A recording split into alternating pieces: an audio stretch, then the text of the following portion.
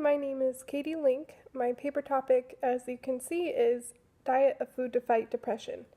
I am looking at different diet qualities in relation to the mental health disorder depression. Here's a chart comparing my studies side by side. First of all, I want to discuss the purpose, study design, and findings of my highest quality study from my study analysis table. My highest quality study was associations between depression subtypes, depression severity, and diet quality, cross-sectional findings from the BiDirect study. The purpose of this study was to investigate differences in diet quality between patients with a clinical diagnosis of depression, and it used population-based controls. The design was an experimental and randomized design, again with those population-based controls. The study found no differences in diet quality between controls and clinically diagnosed depressed patients.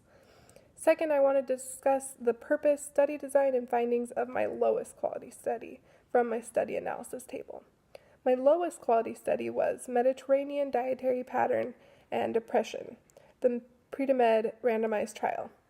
The purpose of this study was to compare in a randomized trial the effects of two Mediterranean diets versus a low-fat diet and depression risk after at least 3 years of intervention.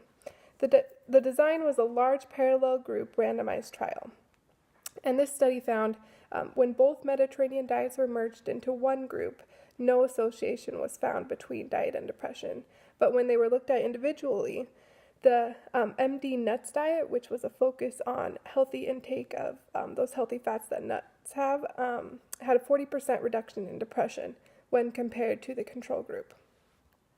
With any kind of elongated study, such as the ones I'm using, there can definitely be an increase in threats to both internal and external validity.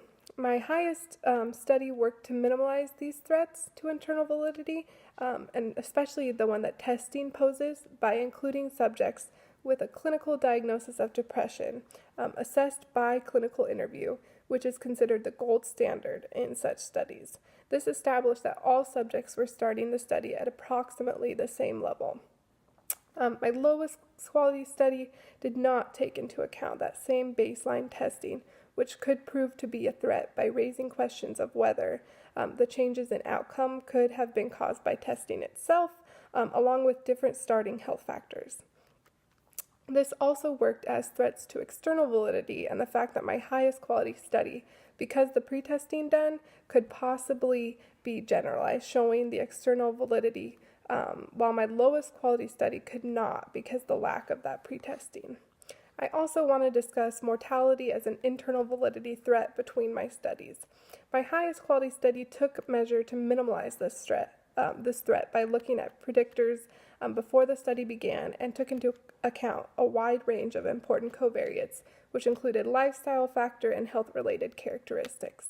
My lowest quality study did not do anything like this. They did not include dropout, and this resulted in lack of statistical significance in ways because of the small number of cases that were actually included in the end of the actual study. Some threats to internal and external validity were not addressed as they should be in my lowest quality study, but were addressed correctly in my highest quality study. Although both studies did well at addressing the interaction between how subjects were selected and treatment by both were being randomized, this increases external validity because the randomization of both studies makes it more applicable to the general population, and it makes a more accurate representation of the general characteristics of the general population.